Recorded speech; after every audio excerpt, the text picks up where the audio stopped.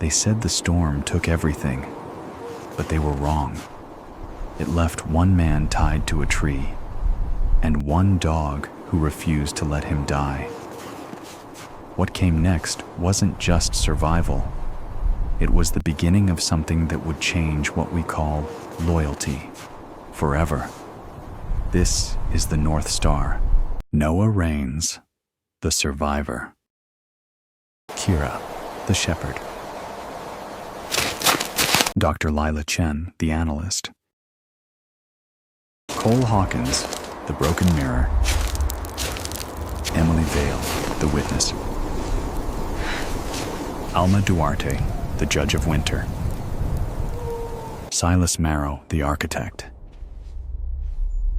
Danny, the new generation. Agent Heller, the shadow between. Anna Raines, the lost star. The night made a sound like torn cloth. Wind shredded itself on the black pines, and the temperature had fallen so quickly the snow squeaked under boots. A sound Noah Raines would forever associate with the moment things went wrong. "Half a mile," he said into his throat mic, voice roughened by cold and old salt air. The HUD in his goggles flickered. Ash-blonde stubble showed silver in the reflected snowglow. His breath lifted as white as prayer. He raised a fist, and the four-man team halted in a crouch along the tree line. Far ahead, past a white meadow and a shoulder of rock, a single utility cabin hunched into the drift like something trying not to be seen. "Thermals?" he asked. "3 heat signatures, maybe 4. Hawkins whispered behind him. Jokes used to fall out of Hawkins like loose change. Not tonight. Not with the temperature knifing and the comms spitting static and the GPS freezing into a blue, useless brick. Noah scanned. The interior Alaska sky had the sickly green smear of a low aurora flattening the stars. Overhead, spruce tips ticked against the wind. Somewhere, a raven spoke like a lock clicking shut. "Same plan," Noah said. "Soft entry. No heroics." He didn't add what they all knew. The raid was supposed to be a quiet bite.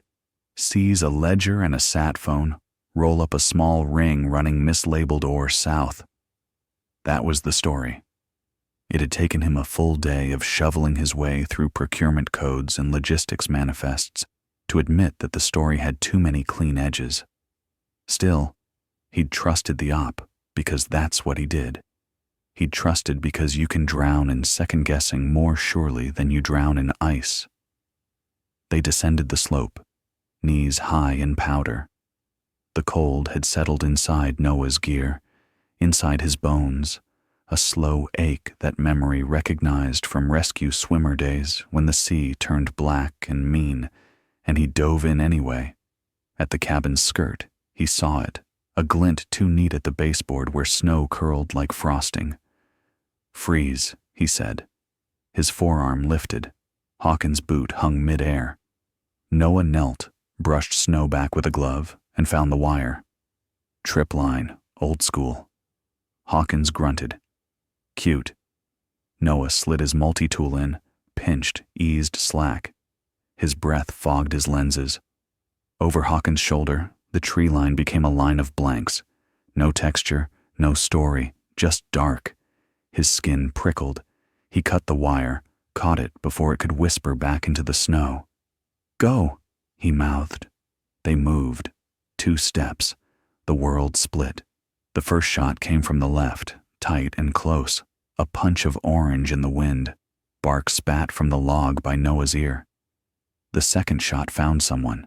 Noah didn't see who, only heard a sound that had no place in the cold. Wet, human, surprised. "Ambush!" Hawkins barked, and then the meadow was claws and light. Noah hit the snow, rolled behind a deadfall, returned 2 rounds toward muzzle flare. He saw figures in snow camo, fast and disciplined.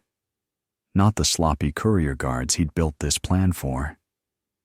He saw the cabin's window blink once with a handheld strobe, A signal, not a mistake. He saw the way the field of fire had been shaped to funnel them into a knot of drift and stump. Inside jobs don't look like movies. They look like this, a path salted before your boots ever touch it. South draw, Noah shouted. Break and smoke. But his throat mic coughed static. He popped a smoke canister anyway, watched its pale cloud shred in the wind without forming cover. A shot smacked his shoulder plate and spun him. He felt nothing. Cold had numbed that long ago. He crabbed right, legs churning, heart throwing slow, heavy beats that marked a body spending itself too fast. Something struck the base of his skull. There was no warning, only the old familiar flash. A camera bulb behind the eyes, and then the world skated sideways on a slick of black. He woke, tied to a cedar.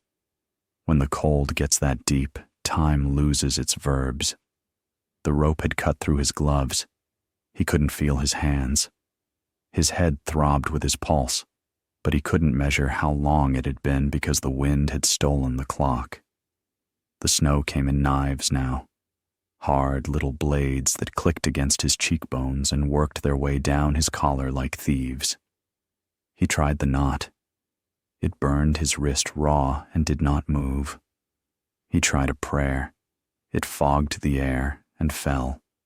He thought of the sea, the way, in worst weather, you learn to count by breath and beam, by any two steady things. He found two steady things, the cedar at his back and the way his chest still rose. Somewhere in the snow hiss, a different sound threaded through. Light, rhythmic, closer. Noah stilled. The shape came from the left, broke out of the pines like a shadow with breath, and pressed heat against his knees. A face lifted, sharp-eyed, one ear cropped, a white blaze like a comet on the muzzle. "Kira," he said. It came out a scrape. She whined low, a sound he could feel in his ribs, and then she went to work. Teeth on rope, paws digging for purchase, neck muscles cording. He remembered another winter, a river mouth choked with brash ice, a dog thrashing in the black. He'd gone over the rail without thinking. Later he'd told the report it was training, not impulse. People lie to paper so paper can lie back. The top strand parted. The knot sagged.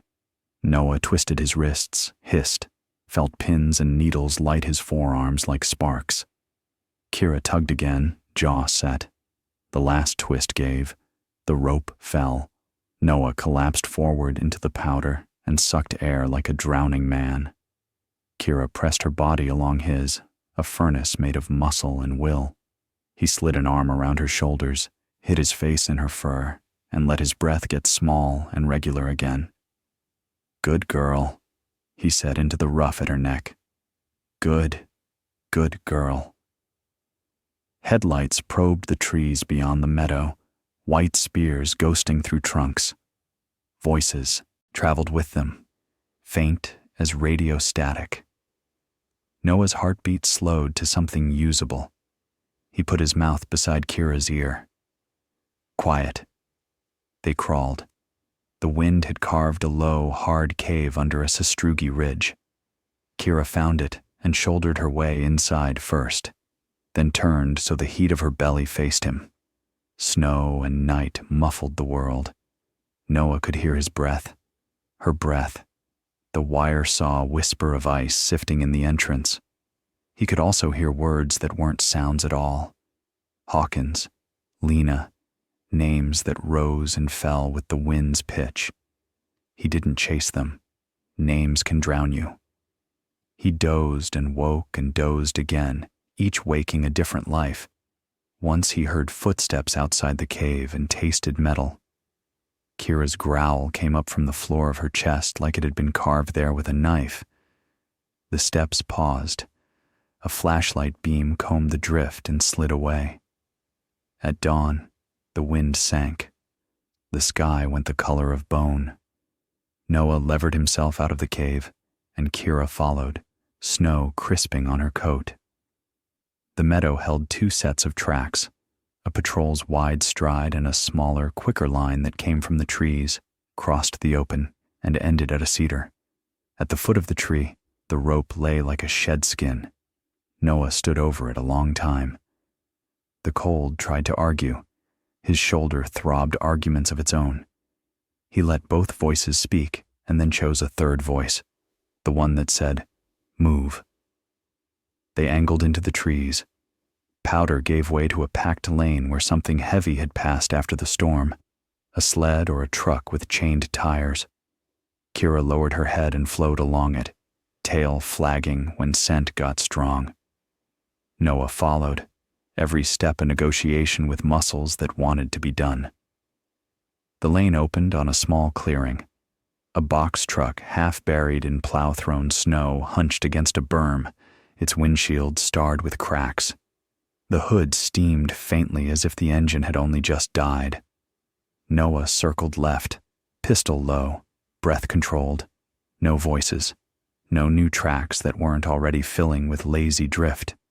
At the back, the cargo door had been pried but not opened. He eased it up.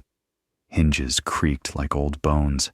Inside, canvased crates strapped in rows, lozenges of frost on the canvas corners.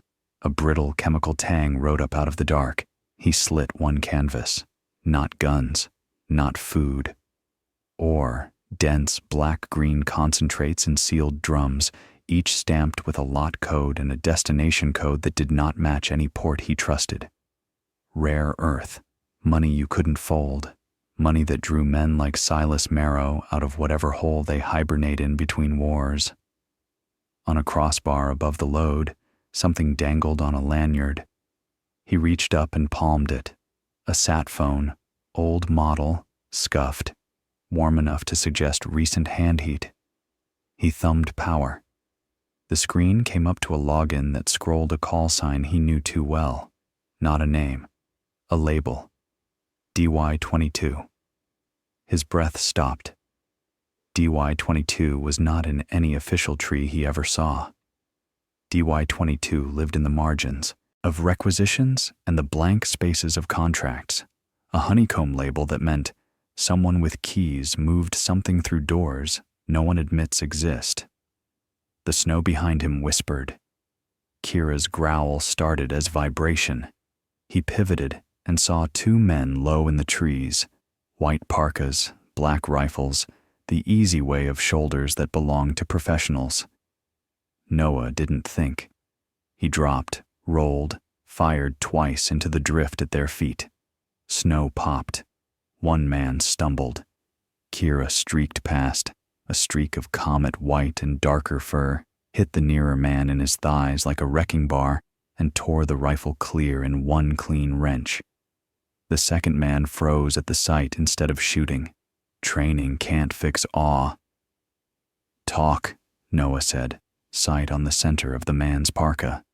The sat phone hung from his left hand like a weight he couldn't decide to keep or drop. "Who set our coordinates?"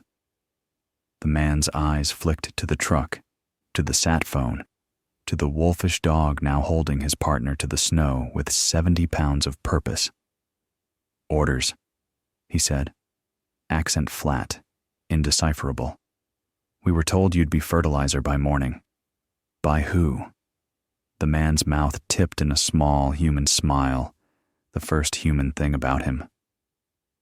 "By the man you're already chasing. We call him Marrow. You'll never touch bone." Noah made a choice then. He let the barrel drop a hair, not enough to invite a shot, just enough to invite a memory of every time he'd chosen the simple answer and found it led to a harder door. "Get out," he said. "Leave the rifles. Leave the truck. Walk north along your own tracks, and don't stop until your pride hurts." The man blinked at mercy like it stung worse than bullets.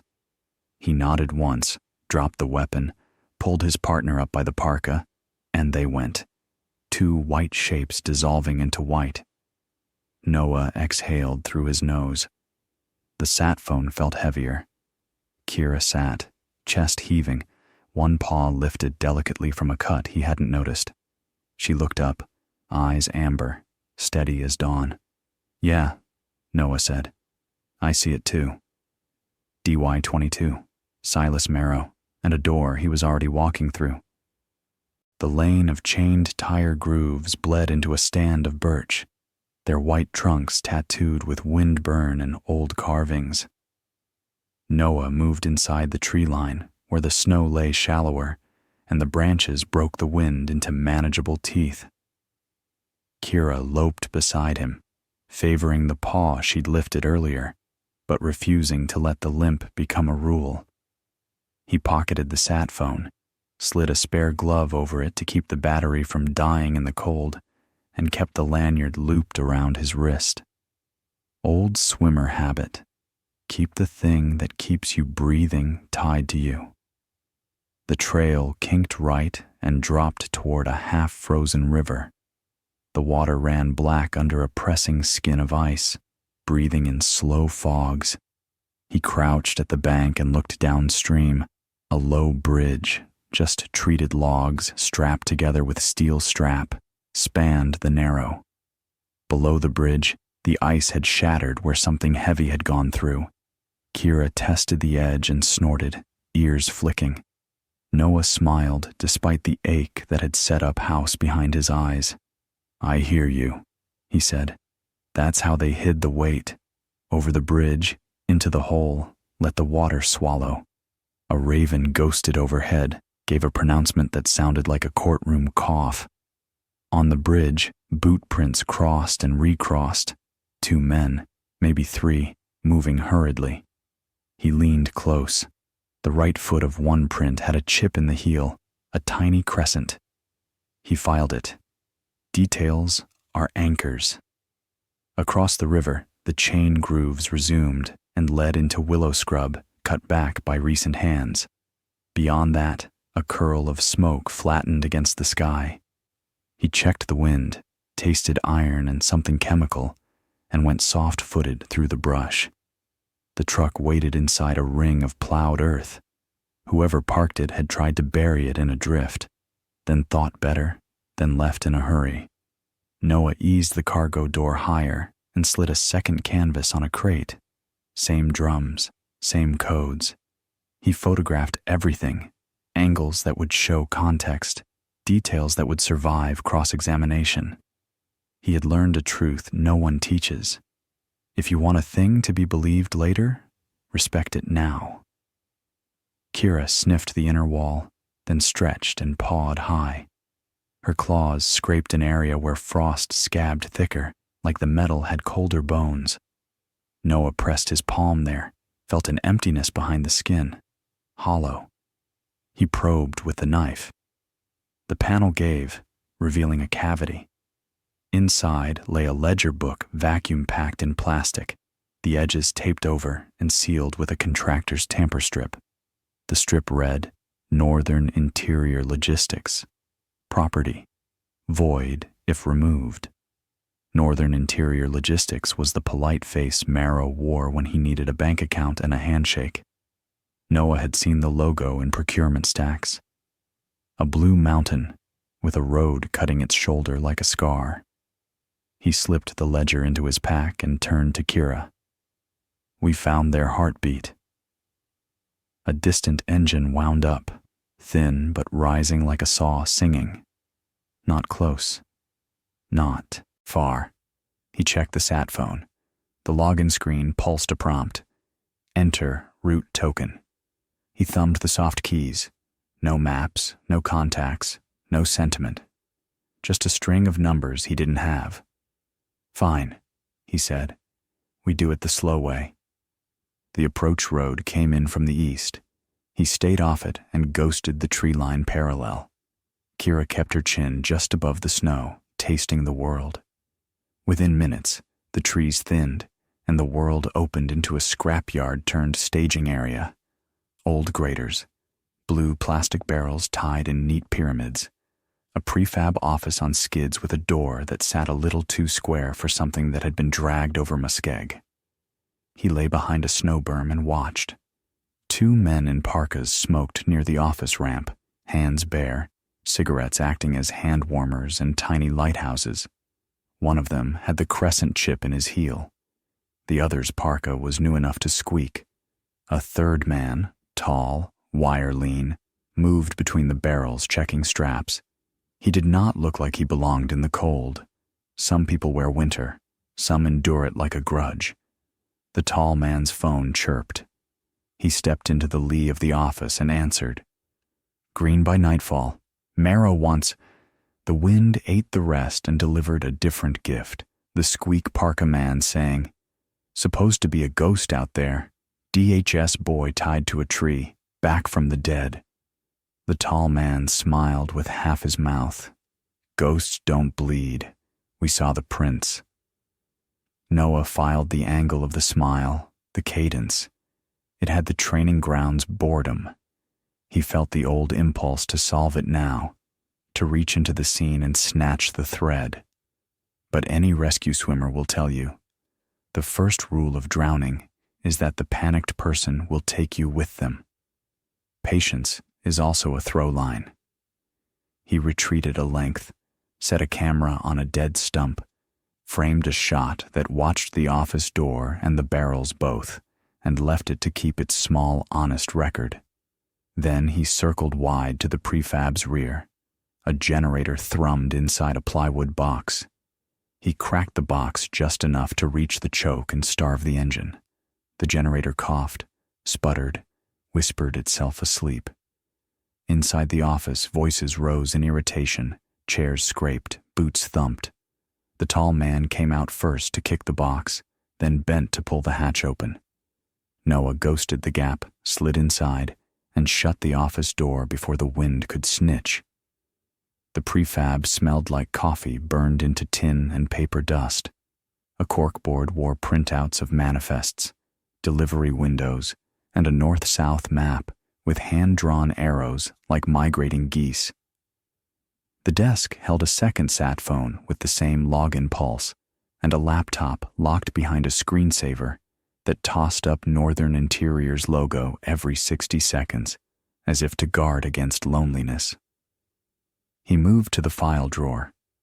The key hung from a string thumb-tacked under the desk, lazy security often being the most realistic kind. He turned the lock and found a box of tamper strips, blank, contracts, and a sheet of root tokens stapled at random intervals. Root tokens. He photographed the sheet, then slid it back and closed the drawer, leaving the key where it had been. The screensaver showed a time in the corner, 11:06.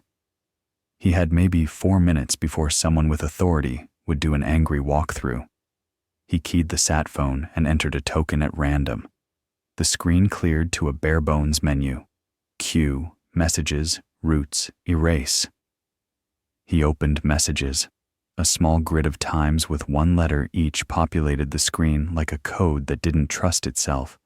He highlighted the latest and hit open. It was not content. It was a pointer, a hash referencing something that lived elsewhere. DY22 anchor bear, anchor bear. 2 words with more than one meaning in Alaska. 2 words with enough romance to look like nothing serious to a casual eye. He backed out, hit roots, and saw a cut-down list. Birch Point, Eel Bank, Bear Anchor, Cougar Step. He took photos of each screen. He hit erase, not to purge, but to see the warning. It flashed. Requires master key. Good. Someone had built at least one fence. The door rattled. He slid the sat phone back to the exact angle and length of cord he'd found it, then stepped to the corkboard, as if he belonged there, and clipped a random paper into a file he could plausibly hold. When the tall man pushed in, Noah let the door open into his shoulder and said, annoyed, "If the generator's going to die every time the wind sneezes, maybe we keep a space heater that's not older than I am." The tall man took him in. DHS jacket under frost, goggles up, the confidence you wear when you expect to be obeyed. "Who the hell?" Noah flipped his badge open and showed him a face that looked a lot like his from 3 years ago, because it was. He hadn't worn the badge in months, but bureaucracy is an unintentional archivist. Liability inspection, Noah said. Your contractor of record is Northern Interior. They've been flagged for workplace exposure complaints. I need your lockout procedures for the drums, and I need to see your eyewash station. The tall man's eyes did a thing like a door almost closing. He didn't buy it, not completely, but he didn't not buy it either, and the cold wanted this conversation to be over. We don't have an eyewash. Write that down, Noah said, holding up a blank form he had just extracted from thin air and nerve. Also, where's your spill kit, and who signed for this week's drum transfer? He watched the man flinch at signed. Paper fears paper. Merrow's office has all that, the man said. In town. Anchor? Noah asked, like a man clicking puzzle pieces he'd been given. Anchor, the man said. Warehouse by the old shipyard. Noah nodded like that was the answer he expected. He wrote Anchor, warehouse, on the top of the blank form and underlined it twice to give the moment a sense of completed ritual. Someone will come by to tag any safety deficiencies. In the meantime, keep the generator lid closed.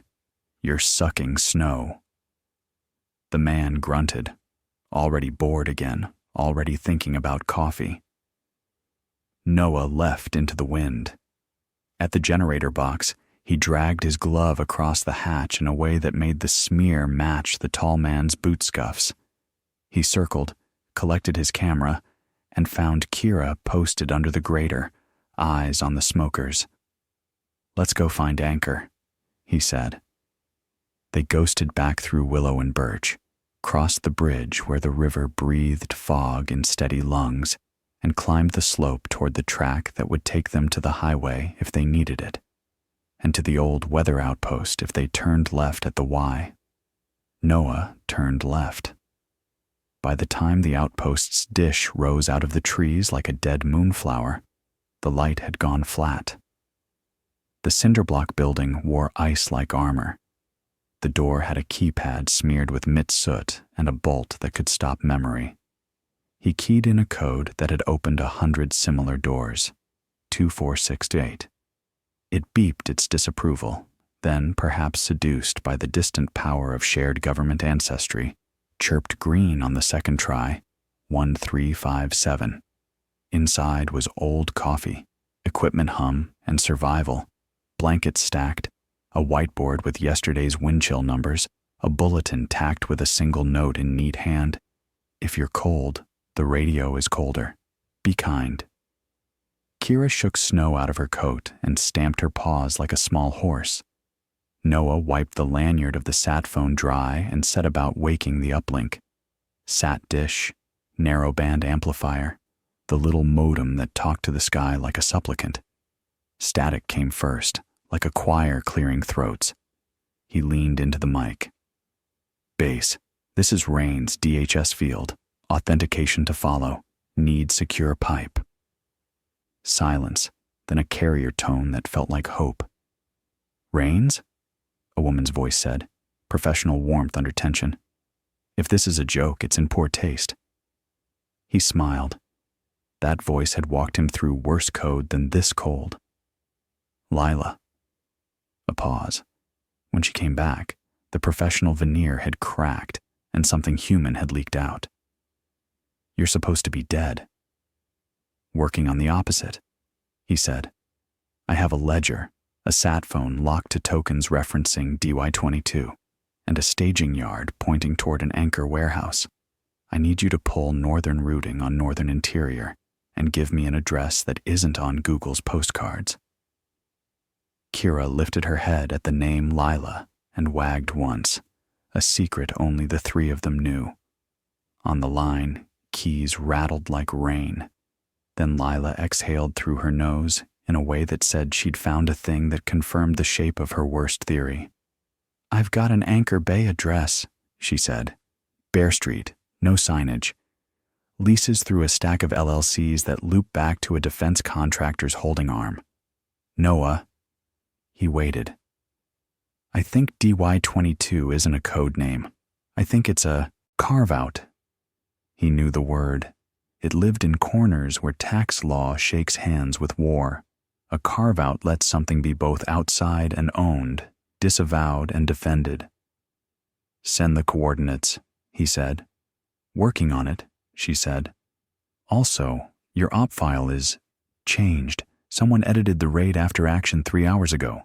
Your team's KIA listed. You're not on the roster. Ghost, he said. Yeah, she said softly. Ghost. Static blossomed. The carrier thinned. Lila's voice pinched. They're jamming. Meet me where the radio can't be killed by a battery in a backpack, he said. The outpost. On my way. He killed the uplink, shut the room down to low hum, and sat with his back to the block wall. Kira pushed her shoulder into his boot and sighed. Bear Street, he said to the ceiling. Anchor. DY22. And Lila. Outside, the river remembered its old route under a winter it didn't believe would ever end. He believed in rivers. They take the long way, but they always arrive. By the time the sky lost even the pretense of blue, the wind had filed the drifts into glacial ribs. Lila Chen arrived wrapped in a navy parka that made her look like a walking midnight. Goggles reflecting the outpost door and insect facets. She hugged Noah without asking if he was huggable, then held him at arm's length to inventory the bruises life had left on his face. 2 things, she said. 1, you look like a rumor. 2, I brought cinnamon buns. Kira made a churro noise of appreciation.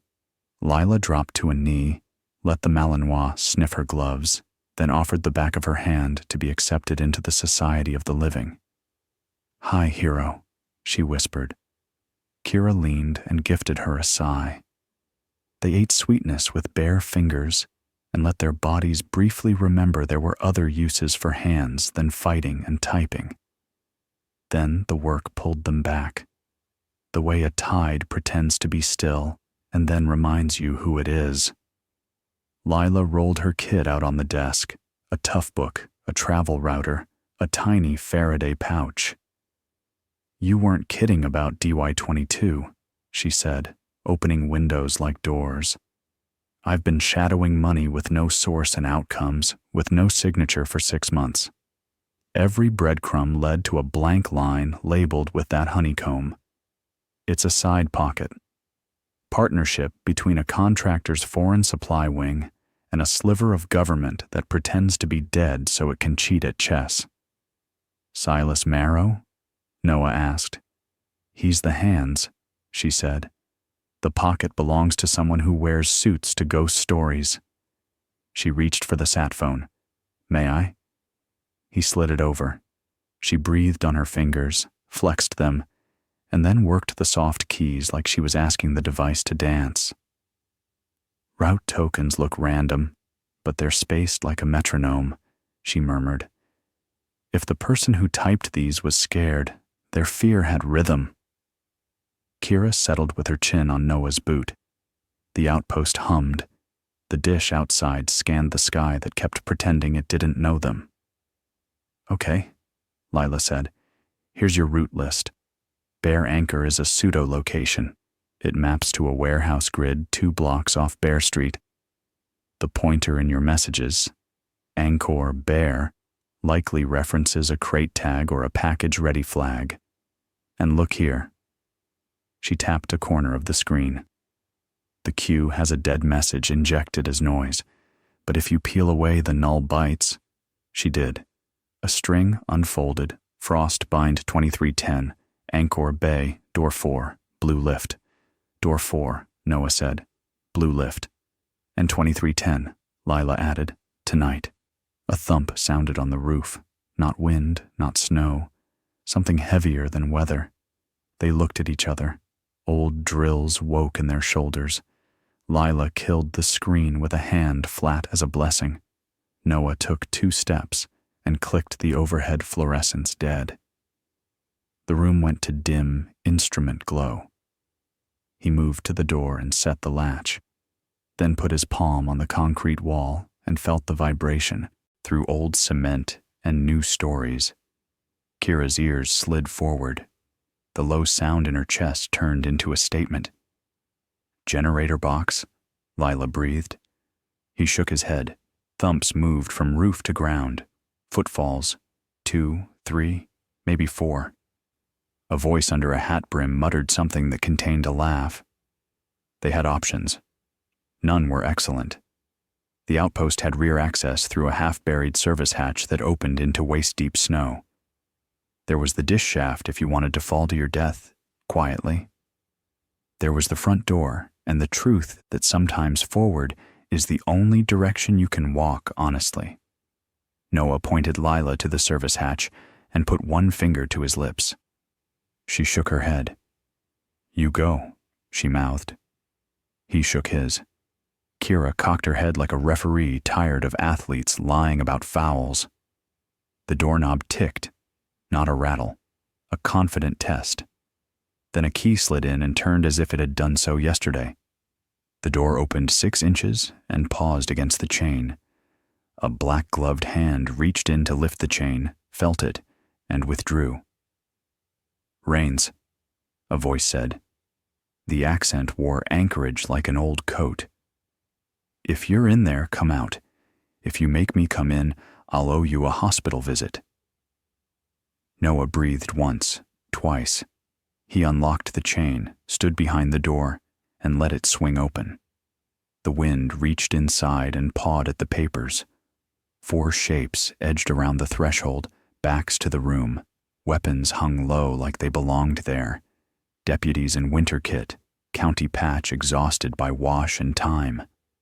The lead deputy took in Kira first, then Noah's face, then the SAT gear. He lowered his rifle a centimeter. "Ward said you might be here," he said. Noah blinked. "Ethan Ward?" The deputy nodded once, a heavy, meaningful thing. "Said to tell you the ridge paid for what the river owed. I don't speak poet. I'm just doing the errand. He also said you're either the solution or the story on the evening news." A laugh rose in Noah's throat like a bubble and died there. Ethan Ward had taught him to read snow when he'd first been sent north to assist people who lived here. Ethan had also taught him that most people didn't need assisting. They needed someone to walk beside them without explaining the ground to them. "Where is he?" Noah asked. The deputy's eyes moved away and came back with a truth they hadn't wanted to carry. "Holding a ridge," he said simply. "Bought you an hour." He glanced at Lila. "You must be the doctor." "Of what depends on the day," she said, voice thin with a grief she'd filed away and just found again. "Either way," the deputy said. "We've got trucks coming up from Bear Street. Someone doesn't like the sauce you're making. If you have to move, do it now. If you're staying, you'll want the lights out and the back door dug." Noah looked at Lila. She rolled her shoulders and answered the question he hadn't voiced. "Door 4 still. Happens at 2310, whether we're there or not." He nodded. He thought of Hawkins and Lena and the tripwire and the old cedar. He thought of the sat phone's lanyard and the way Kira had set her body inside his cold to make it smaller.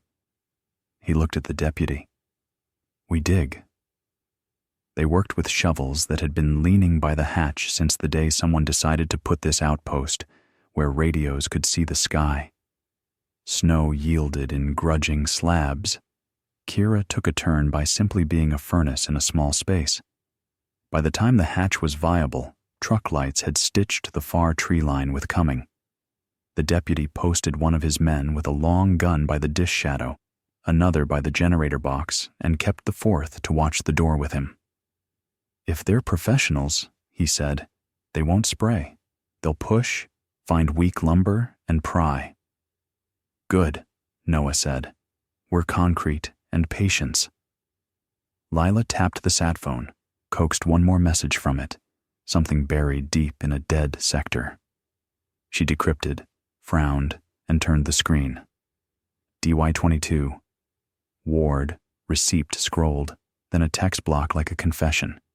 Ethan's name, dates and coordinates, a ledger of small betrayals that added up to an avalanche. But at the bottom, a transfer out, data packets sent to a single recipient over months, each tagged with a checksum that matched Lila's private relay. He was talking to you, Noah said. He was trying, Lila answered, mouth tight. And someone was trying to make that look like treason. The trucks idled outside like animals catching breath. A bullhorn barked a name that wasn't Noah's, and then the same voice tried on reins, like it was a poorly fitted coat. We have a warrant, it lied. We have heaters, it added, more honestly. The deputy grinned without humor. They always bring heaters to the Cold War. The first pry bar wedged between door and jamb. Noah let the metal sing in his bones, counted beats. On 2, he nodded to Lila. She slipped through the hatch with Kira at her heels. On 3, he slung his pack and handed the sat phone to the deputy. If I don't come back, give this to the woman who'll walk in here asking for it with no badge and better eyes than mine. He scribbled a name on the back of the cinnamon bun wrapper and tucked it into the deputy's glove. Copy, the man said. You're coming back, Lila hissed from below. Door 4, he reminded her. Blue lift. Her eyes said things the rules of their work had never let them say. Then she disappeared into the white. The pry bar squealed victory. The door opened a crack wide enough for a human lie to slip through. Then a boot. The deputy met the boot with the door, and the door with his shoulder. Someone outside swore in a language that wore the cold better than English. Noah stepped into the dish shadow and listened until the rhythm of the men outside matched his own lungs. Then he moved, low and right, past the generator, along the wall, into the trees. The trucks were pointed south, warm noses steaming, drivers idling heaters, a little lazy the way humans get when the night is long and the orders are stupid. He slid under the last truck, belly to cold, and peered up into the engine's glowing, miserable heart. He pulled a small cutter from his pocket and nicked a wire where the loom already looked tired. When the driver finally revved to move, the truck would cough and die in a way that felt like an old problem, not sabotage. He did the second truck the same, then ghosted deeper into the trees, letting his tracks cross and double and fade. He found the service hatch mouth by listening for Lila's breath in a quiet too loud with men and engines. She caught his hand and pulled him down into the black. Door 4? She whispered. Blue lift? He said. Behind them, the outpost door finally surrendered. Boots and breath, and the arrogance of men who believed paperwork made them right, spilled into the room. The deputy's voice greeted them with a badge number and a name, and the kind of hospitality that meant, you might win, but you will not feel unopposed. Noah and Lila moved like a river under ice, following a crawl space to the tree line, then rising into night that smelled like diesel and old snow. Anchorage waited to the south, a low halo of sodium lamp and ship horns and choices. They turned toward it, breath in white ropes. Time, like the cold, would not be negotiable. By dawn, the outpost behind them was only a rumor swallowed by snow. Noah and Lila followed the service road west, the world around them reduced to white breath and the metronome of boots crunching ice. Kira scouted ahead, a blur of tan against the fog that thickened until distance stopped existing. They didn't talk much, Words carried too far in air like this, frozen and thin enough to hold secrets forever. At the ridgeline, Noah raised a fist. Lila froze, breath hitching behind her mask. He crouched and brushed aside a crust of snow to reveal tire tracks. Fresh, maybe half an hour old. Bear Street runs that way, he said quietly. They're moving crates early. Lila checked her tablet, tapping through a SAT overlay that struggled for signal. Anchorage grid traffic shows nothing. These trucks aren't registered. Then we're in front of the story, Noah said. Good. They descended into a canyon where the fog ran like milk poured over slate. The air carried the hush that only comes before violence. Kira halted suddenly, one paw lifted, ears carving the silence. Then, footsteps. Faint, steady, circling. Noah slid behind a boulder and signaled Lila down. Shapes drifted through the white. 2 men in contractor grays, rifles slung casual, masks up.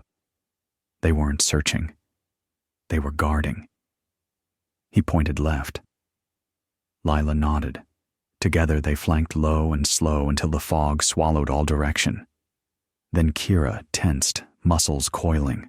The first man passed within 5 meters. Kira leapt. The sound was soft. A thud, a breath, snow falling from branches. The second man spun, firing blind. The round split the air beside Noah's cheek. He tackled the shooter, both rolling through powder until gravity remembered itself. When silence came back, it came too easily. Lila crouched over the bodies, checking insignia. Private security, not DHS, not locals. She looked up. We're ghosts fighting ghosts. Noah searched the first man's pack. Inside, a tablet wrapped in thermal cloth and a stack of laminated route slips marked with contractor seals. The top one read, Anchor Bay, Blue Lift, 2310. That's tonight, Lila said. It's still happening. He nodded. Then we crashed their midnight mass. They climbed higher to get signal. The fog tore itself open in sudden gusts, showing a skeletal radio tower ahead, half collapsed, cables hanging like ribs. Noah scanned the horizon, dark smudge of highway, far-off orange pulse of Anchorage. Civilization pretending not to notice its ghosts. He keyed the sat phone, hoping for Lila's network. Static. Then, Rains. This is Base 2. You need to move. They've issued a ghost protocol, kill verification in the field. The voice wasn't Lila's. It was Ward's deputy. Noah's pulse ticked once, then went still. Copy that. Any friendlies? Few, but you've got watchers on every grid. Someone's burning names.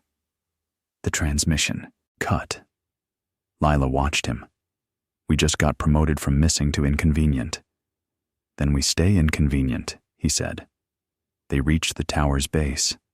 Noah found a maintenance hatch and forced it open. Inside, dry cables, frozen dust, a field kit stashed long ago, batteries, flares, a worn photo of a man and a child taped to the panel. Humanity leaves fingerprints in every apocalypse. He pocketed a flare. We'll need light where we're going. Kira barked once, sharp, warning. Footsteps again, this time heavier. Engines idling somewhere below. Lila slung her pack. We can't outrun trucks in this fog. No, Noah said, but we can make the fog theirs. They dragged the fallen guards' flares into the drift and cracked them one by one. Red smoke poured out, thick and alive, mixing with the ice fog until color became confusion. Noah moved through it like it was choreography he'd practiced all his life. Steps, breath, pause, wait. Engines revved below, lights slicing red clouds into pieces, shouts in 2 radios overlapped, panic painted in human tones. When it was over, only silence and the smell of burned magnesium remained.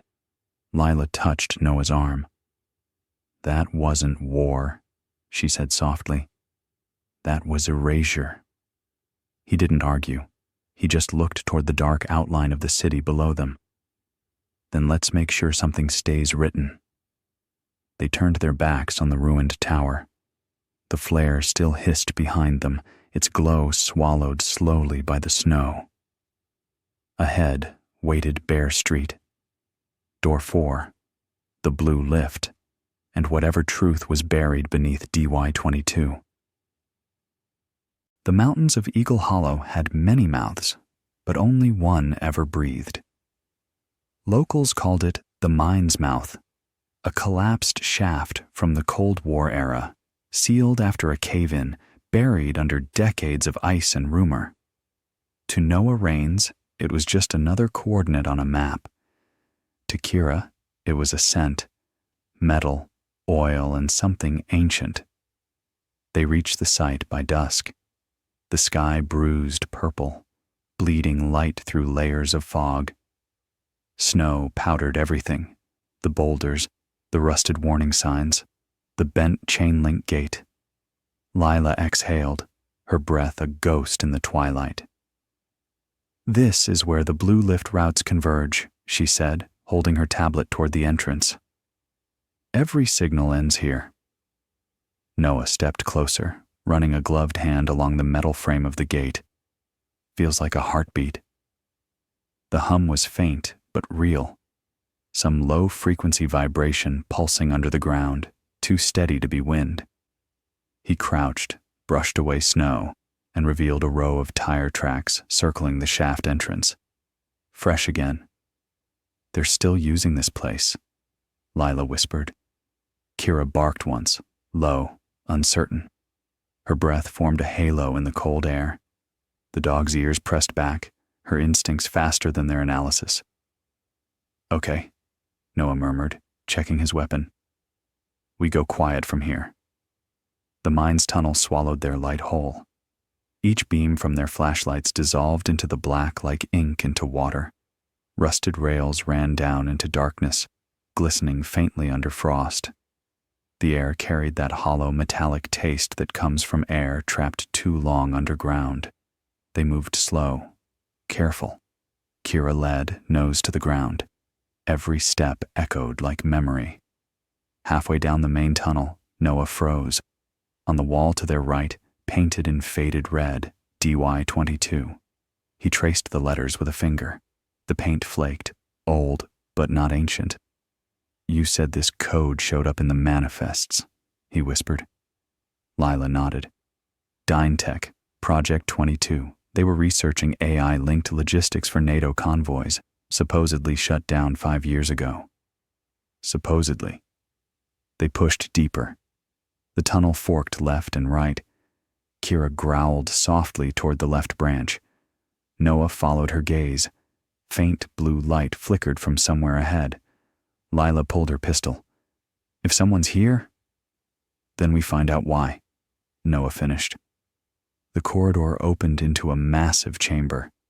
Rows of metal crates sat half buried in frost, each stamped with the same insignia, DynTech Systems, restricted. The air hummed with residual energy. In the center, a generator thrummed weakly, powered by cables running deeper into the shaft. Lila's voice trembled. "This isn't abandoned. Someone's keeping this place alive." Noah approached a control console. Dust covered everything except the keyboard. He brushed it aside and tapped a few keys. The screen flickered, displaying a single encrypted prompt. "Access node 22, biometrics required." He frowned. "They're gating, entry by DNA." "Military protocol?" "No," he murmured. "Personal." He reached into his vest pocket, pulling out a tiny metal vial sealed with frost. Inside was a blood sample, his own, a relic from his time in the service, stored for field clearance. He slid it into the console port. The monitor blinked. Identity, Raines, Noah J. Access level 3 confirmed. Lila's eyes widened.